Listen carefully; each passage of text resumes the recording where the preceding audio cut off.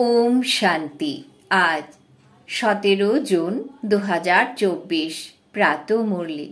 বাবা আজ বলেছেন, মিষ্টি বাচ্চারা, স্মরণ আর পড়াশোনার দ্বারাই তোমরা ডবল মুকুট প্রাপ্ত করবে। তাই নিজের এইম অবজেক্টকে সামনে রেখে দৈবী গুণ ধারণ করো। আজকের প্রশ্ন, বাচ্চারা, বিশ্ব রচয়িতা বাবা তোমাদের জন্য কি সেবা করেন? উত্তর, বাচ্চাদের অসীম জগতের উত্তরাধিকার প্রদান করে সুখী করে তোলা, এটাই হলো সেবা। বাবার মতো নিষ্কাম সেবা কেউ করতে পারে না।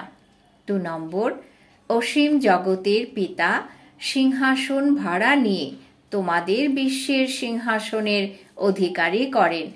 তিনি নিজে ময়ূর সিংহাসনে বসেন না, কিন্তু বাচ্চাদের ময়ূর সিংহাসনে বসান। বাবার তো জড় মন্দির বানানো হয়, তাতে তার কি টেস্ট আসবে? আনন্দ তো বাচ্চাদের, যারা স্বর্গের রাজ্য ভাগ্য গ্রহণ করে। ওম শান্তি। মিষ্টি মিষ্টি আত্মারূপী বাচ্চাদের বাবা বলেন যে নিজেকে আত্মা মনে করে বাবাকে স্মরণ করো। ওম শান্তির অর্থ তো বাচ্চাদের বোঝানো হয়েছে। বাবাও বলেন আর বাচ্চারাও বলে ওম শান্তি, কেননা আত্মার স্বধর্ম হলো শান্ত। তোমরা এখন জেনে গেছো যে আমরা শান্তিধাম থেকে এখানে সবার প্রথমে সুখধামে আসি, তারপর 84 জন্ম পুনর্জন্ম গ্রহণ করতে করতে দুঃখধামে আসি। তোমরা এটা স্মরণ করো, তাই না? বাচ্চারা 84 জন্মগ্রহণ করে, জীবাত্মা হয়। বাবা জীবাত্মা হন না। তিনি বলেন, আমি টেম্পোরারি এনার আধার গ্রহণ করি, না হলে কিভাবে পড়ব? বাচ্চাদের প্রতি মুহূর্তে কিভাবে বলবো যে মনমনা ভব? নিজের রাজত্বকে স্মরণ করো। একে বলা হয় সেকেন্ডে বিশ্বের রাজত্ব। অসীম জগতের পিতা তিনি, তাই অবশ্যই অসীম জাগতিক খুশি অসীম জগতের উত্তরাধিকার প্রদান করবেন। বাবা খুব সহজ পথ বলে দেন।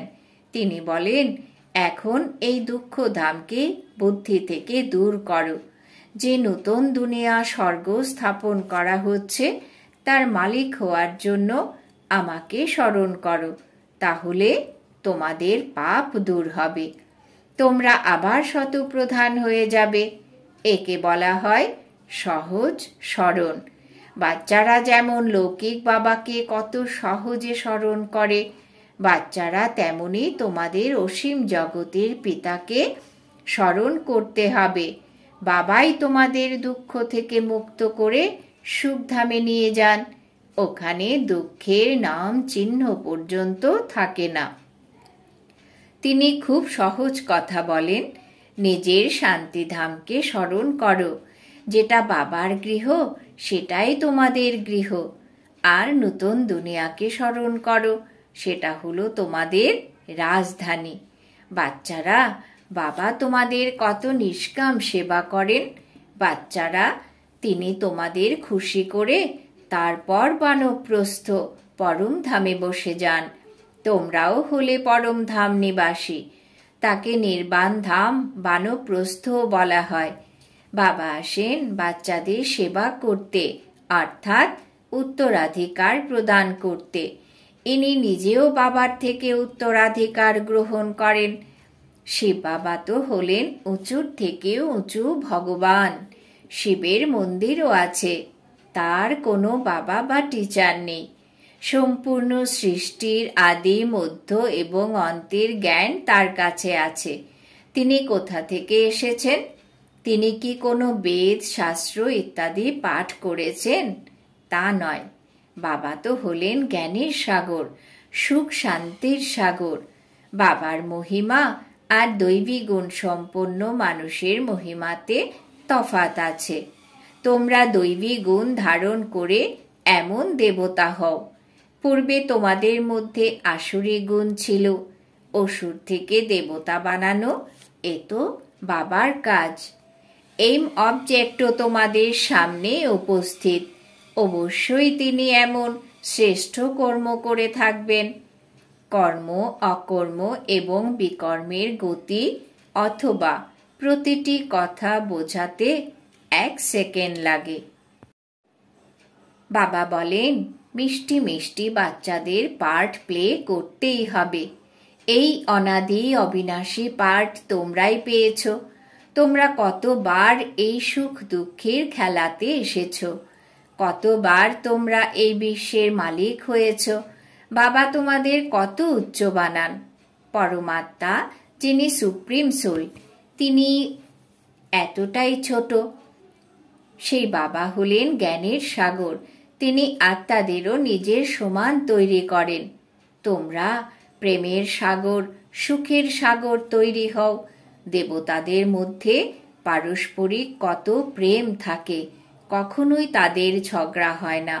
তাই বাবা এসে তোমাদের নিজের সমান তৈরি করেন। আর কেউ এমন তৈরি করতে পারে না। খেলা হয় এই স্থূল বতনে। প্রথমে আদি সনাতন দেবী দেবতা ধর্ম, তারপর ইসলাম ধর্ম, বৌদ্ধ ইত্যাদি ধর্ম ক্রমানুসারে এই নাট্যমঞ্চ বা নাটকশালাতে আসে। তোমরা 84 জন্ম গ্রহণ করো, এমন গায়নও আছে। আত্মা পরমাত্মা পৃথক ছিল বহুকাল। বাবা বলেন, মিষ্টি মিষ্টি বাচ্চারা, তোমরাই সবার প্রথমে এই বিশ্বে পার্ট প্লে করতে এসেছ। আমি তো অল্প সময়ের জন্য এনার মধ্যে প্রবেশ করি। এ তো পুরানো জুতো। পুরুষের এক স্ত্রীর মৃত্যু হলে বলে যে পুরনো জুতো চলে গেল, তখন আবার নূতন গ্রহণ করে। ইনিও তো পুরনো তন, তাই না? ইনি 84 জন্মের চক্র আবর্তন করেছেন, ততোত্তম। তাই আমি এসে এই রথের আধার গ্রহণ করি। আমি তো পাবন দুনিয়াতে কখনোই আসি না। তোমরা এখন পতিত, তাই তোমরা আমাকে ডাকো যে তুমি এসে আমাদের পাবন বানাও। অবশেষে তোমাদের স্মরণ তো ফলীভূত হবে, তাই না? পুরনো দুনিয়া যখন শেষ হওয়ার সময় উপস্থিত হয়, তখন আমি আসি। ব্রহ্মার দ্বারা স্থাপনা, ব্রহ্মার দ্বারা অর্থাৎ ব্রাহ্মণদের দ্বারা। প্রথমে শিখা হলো ব্রাহ্মণ, তারপর ক্ষত্রিয়। তাই তোমরা ডিগবাজির খেলা খেলো। তোমাদের এখন দেহবোধ ত্যাগ করে দেহি অভিমানী হতে হবে। তোমরা 84 জন্ম গ্রহণ করো। আমি তো কেবল একইবার এই তন লোন নেই, ভাড়াতে এই তন নেই। আমি এই বাড়ির মালিক নই। আমি তো একে ছেড়েই দেব। ভাড়া তো দিতেই হয়, তাই না? বাবাও বলেন, আমি এই বাড়ির ভাড়া দিই। অসীম জগতের পিতা কিছু তো ভাড়া দেবেন, তাই না? এই সিংহাসন নেন তোমাদের বোঝানোর জন্য। তিনি এমন বোঝান যে তোমরাও বিশ্বের সিংহাসনের অধিকারী হয়ে যাও। তিনি নিজেই বলেন, আমি হই না, সিংহাসনে আসীন অর্থাৎ ময়ূর সিংহাসনে বসান। শিব বাবার স্মরণেই সোমনাথ মন্দির বানানো হয়েছে। বাবা বলেন, এতে আমার কি টেস্ট আসবে? ওখানে জড় পুতুল রেখে দেয়। বাচ্চারা, তোমাদের মজা তো স্বর্গে। আমি তো স্বর্গে আসিই না। এরপর যখন ভক্তি মার্গ শুরু হয়, তখন মানুষ এই মন্দির ইত্যাদি তৈরি করতে কত খরচ করেছে। তারপর চোরও লুট করে নিয়ে গেছে। রাবণের রাজ্যে তোমাদের ধন দৌলত ইত্যাদি সব শেষ হয়ে যায়। এখন সেই ময়ূর সিংহাসন আছে কি? বাবা বলেন, আমাদের যে মন্দির বানানো হয়েছিল তা মোহাম্মদ গজনী এসে লুট করে নিয়ে গেছেন। ভারতের মতো সলভেন্ট আর কোনো দেশই নেই। ভারতের মতো তীর্থ আর কোথাও হতে পারে না। কিন্তু আজ তো হিন্দু ধর্মের অনেক তীর্থ হয়ে গেছে। বাস্তবে বাবা যে সকলের সদ্গতি করেন, তীর্থ তো তার হওয়া উচিত। এই ড্রামাও বানানো হয়েছে। এটা বোঝার জন্য খুবই সহজ, কিন্তু নম্বরের ক্রমানুসারেই বুঝতে পারে, কেননা এখন রাজধানী স্থাপন হচ্ছে। স্বর্গের মালিক হলেন এই লক্ষ্মীনারায়ণ। এরা হলেন উত্তম থেকেও উত্তম পুরুষ, যাদের দেবতা বলা হয়। দৈবী গুণধারীদের দেবতা বলা হয়। এই উচ্চ দেবতা ধর্মের মানুষরা প্রবৃত্তি মার্গে ছিলেন। ওই সময় তোমাদের প্রবৃত্তি মার্গ থাকে। বাবা তোমাদের ডবল মুকুটধারী বানিয়েছেন। রাবণ তোমাদের 2 মুকুটই নামিয়ে দিয়েছে। এখন তো মুকুটহীন, না পবিত্রতার মুকুট, না ধনের মুকুট, 2 রাবণ নামিয়ে দিয়েছে। বাবা আবার এসে তোমাদের 2 মুকুটই ফিরিয়ে দেন, এই স্মরণ আর ঈশ্বরীয় পড়াশোনার দ্বারা। তাই তো গেয়ে থাকে, ও গডফাদার, আমাদের গাইড হও, লিবারেট করো। তোমাদের নাম এখন পান্ডা রাখা হয়েছে। পাণ্ডব কৌরব যাদের কি করছে? পাণ্ডব কৌরব যাদব কি করছে? মানুষ বলে যে বাবা আমাদের দুঃখের রাজ্য থেকে মুক্ত করে সাথে করে নিয়ে যাও। বাবাই সত্যখণ্ডের স্থাপনা করেন, যাকে স্বর্গ বলা হয়। তারপর রাবণ আবার মিথ্যা খণ্ড বানায়। ওরা বলে শ্রীকৃষ্ণ ভগবান উবাচ। বাবা বলেন শিব ভগবান উবাচ। ভারতবাসীরা নাম পরিবর্তন করে নিয়েছে, তাই সারা দুনিয়ায় পরিবর্তন করে নিয়েছে। শ্রীকৃষ্ণ তো দেহধারী, বিদেহী হলেন একমাত্র শিব বাবা। এখন বাবার কাছ থেকে তোমরা বাচ্চারা শক্তি অর্জন করছো। তোমরা সম্পূর্ণ বিশ্বের মালিক হও। তোমরা সম্পূর্ণ আকাশ ধরিত্রী প্রাপ্ত করো। কারোর শক্তি নেই যে তোমাদের থেকে পৌনে কল্প পর্যন্ত ছিনিয়ে নিতে পারে। জনসংখ্যা যখন বৃদ্ধি পেয়ে কোটির আন্দাজে হয়ে যায়, তখন লস্কর নিয়ে এসে তোমাদের জয় করে। বাবা বাচ্চাদের কত সুখ প্রদান করেন, তার মহিমাই হলো দুঃখহর্তা সুখকর্তা। এই সময় বাবা বসে তোমাদের কর্ম অকর্ম বিকর্মের গতি বোঝান। রাবণ রাজ্যে কর্ম বিকর্ম হয়ে যায়, সত্যযুগে কর্ম অকর্ম হয়ে যায়। এখন তোমরা এক সদ্গুরুকে পেয়েছ, যাকে পতিরও পতি বলা হয়, কেননা ওই পতিরাও সবাই তাকেই স্মরণ করে। বাবা তাই বোঝান, এ কত ওয়ান্ডারফুল ড্রামা। এত ছোট আত্মার মধ্যে কত অবিনাশী পার্ট ভরা আছে, যা কখনোই মুছে যাবে না। একে অনাদি অবিনাশী ড্রামা বলা হয়। God is one. রচনা অথবা সিঁড়ি বা চক্র সব একই। না কেউ রচয়িতাকে আর না রচনাকে জানে। ঋষি মুনিরাও বলে দেয় যে আমরা জানি না। তোমরা এখন সঙ্গম যুগে বসে আছো। তোমাদের যুদ্ধ হলো মায়ার সঙ্গে। মায়া তোমাদের ছাড়ে না। বাচ্চারা বলে, বাবা মায়ার থাপ্পড় লেগে গেছে। বাবা বলেন, বাচ্চারা তোমরা যা উপার্জন করেছিলে সব গায়েব করে দিয়েছ। তোমাদের ভগবান পড়ান, তাই তোমাদের খুব ভালোভাবে পড়া উচিত। এমন ঈশ্বরীয় পড়া তো তোমরা আবার 5000 বছর পরে পাবে। আচ্ছা, মিষ্টি মিষ্টি হারানিধি বাচ্চাদের প্রতি মাতা পিতা বাপদাদার স্মরণের স্নেহ সুমন আর সুপ্রভাত। আত্মাদের পিতা তার আত্মারূপী বাচ্চাদেরকে জানাচ্ছেন নমস্কার। আমরা আত্মারূপী বাচ্চারা আমাদের মাতা পিতা বাপ দাদাকে জানাই স্মরণের স্নেহ সুমন সুপ্রভাত নমস্কার। ধারণার জন্যে মুখ্য সার।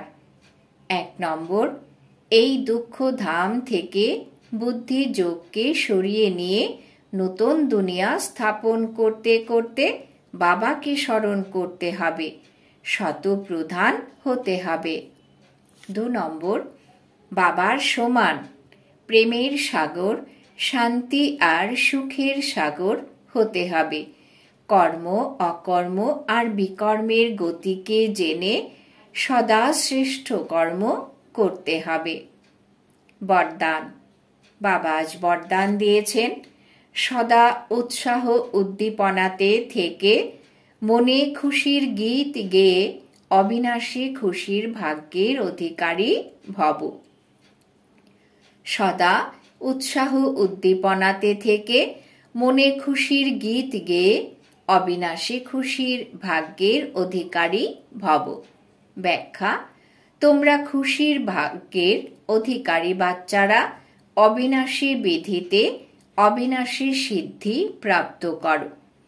তোমরা খুশির ভাগ্যের অধিকারী বাচ্চারা অবিনাশী বিধিতে অবিনাশী সিদ্ধি প্রাপ্ত করো। তোমাদের মন থেকে সদা বাহ বাহ এমন খুশির গীত বাজতে থাকে। বাহ বাবা, বাহ ভাগ্য, বাহ মিষ্টি পরিবার, বাহ শ্রেষ্ঠ সঙ্গমের সুন্দর সময়, প্রতিটি কর্ম বাহ বাহ। তাই তোমরা অবিনাশী খুশির ভাগ্যের অধিকারী।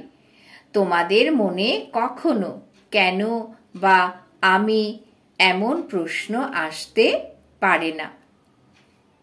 কেনর বদলে বাহ বাহ আর আমির বদলে বাবা বাবা শব্দই আসে। স্লোগান: যে সংকল্প করো তাতে অবিনাশী গভর্নমেন্টের স্ট্যাম্প লাগিয়ে দাও, তাহলে অটল থাকবে। যে সংকল্প করো তাতে অবিনাশী গভর্নমেন্টের স্ট্যাম্প লাগিয়ে দাও, তাহলে অটল থাকবে। আজকের সমান: আমি অবিনাশী খুশির ভাগ্যের অধিকারী আত্মা। এখন রয়েছে মাতেশ্বরীজির মধুর মহাবাক্য। সার: জীবনের আশা পূর্ণ হওয়ার সুন্দর সময়। মাতেশ্বরীজি বলছেন, আমাদের মতো সকল আত্মাদের অনেক সময় ধরে এই আশা ছিল যে জীবনে যেন সদা সুখ শান্তি প্রাপ্ত করি। এখন অনেক জন্মের আশা কখনো তো পূর্ণ হবে। এখন এ হলো আমাদের অন্তিম জন্ম।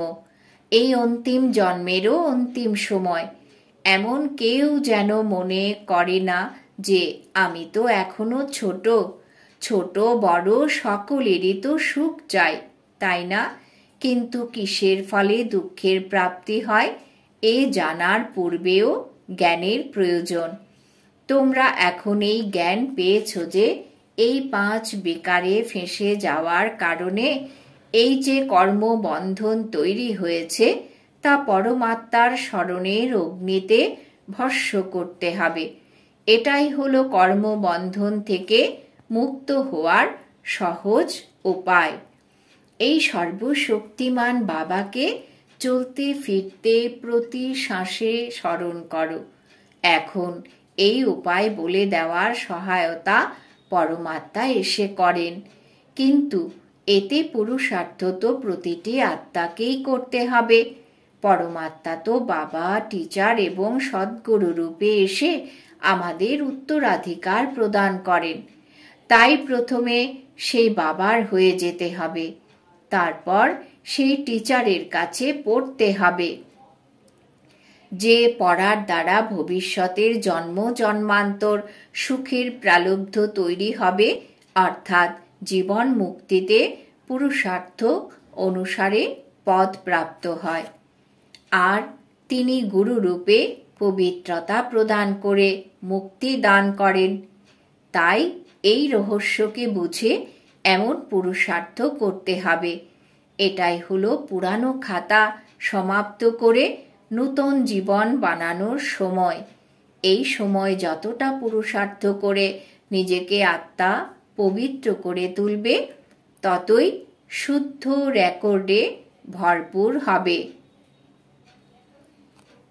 তারপর সারা কল্প ধরে চলতে থাকবে।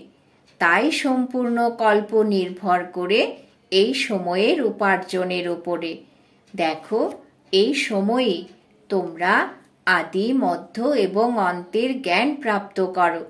আমাকে সেই দেবতা হতে হবে। আর এখন আমাদের চড়তি কলা। এরপর ওখানে গিয়ে আমরা প্রালব্ধ ভোগ করব। ওখানে দেবতারা জানতেই পারে না যে আমরা নেমে যাব। এই কথা যদি জানতে পারত যে প্রথমে সুখ ভোগ করব, তারপর নেমে যেতে হবে, তখন এই নেমে যাওয়ার চিন্তায় সুখ ভোগ করতে পারবে না।